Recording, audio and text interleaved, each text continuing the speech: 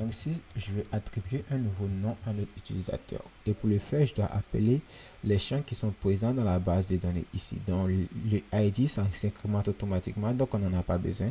Et ce que je souhaite mettre à jour, c'est le name, le email et le password, c'est-à-dire ce que je souhaite ajouter. Donc ici, je vais dire que $username, ça sera égal à $request name. Et on va juste copier cette ligne pour plusieurs fois. Et là, on aura ici email. Et là, le dernier champ, ça sera ici password. Et si je fais ça, que je retourne ici, que je rafraîchis ma page, on voit que là, on a un attribut qui est apparu. Et là, on a name qui est nul et password qui est nul. Et pourquoi est-ce que name me retourne ça en nul? On va s'en retenir au niveau du register.blade.php.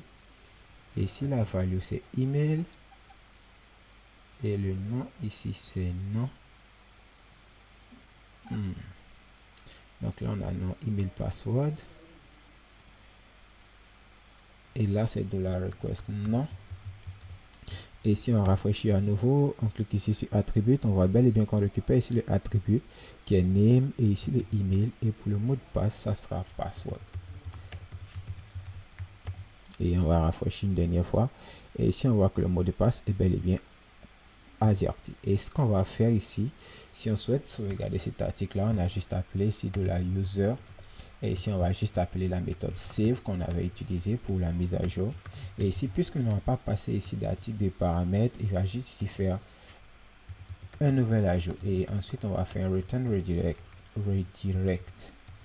Et cette fois-ci, on peut faire ici un redirect route.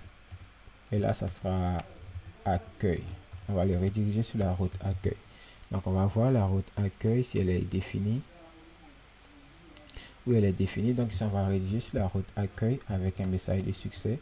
Et là, ça sera success. Et le message, ça sera utilisateur créé. Ou alors, on mettra un message plus ici. Votre compte a été créé. Connectez-vous. Et là, cette fois-ci, on rafraîchit ça. Si on actualise ça, on enregistre d'abord. Et si on revient ici, qu'on actualise, on voit qu'on a rédigé sur l'URL précédent et on a le message, votre compte a été créé. Connectez-vous. Ensuite, si on va au niveau de la base de données, que maintenant on clique ici sur parcourir, on a bel et bien notre utilisateur qui a été créé avec le nom admin que j'ai passé, l'email que j'ai passé et le mot de passe que j'ai passé.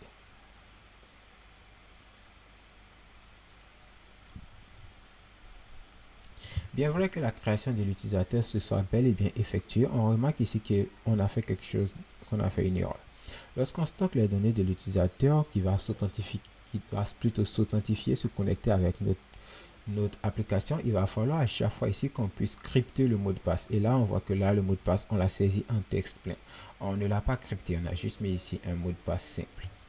Donc ici, on va venir corriger ça. Et ce champ password, on va vouloir ici le corriger. On va vouloir ici le crypter. Donc ici, pour crypter ce champ password, là où est-ce qu'on l'appelle ici, on va utiliser une méthode appartenant à la Laravel qui permet de crypter le mot de passe. Donc ici, ça sera hash. On va ici appeler la méthode hash. Ici, on va ici faire un hash de make.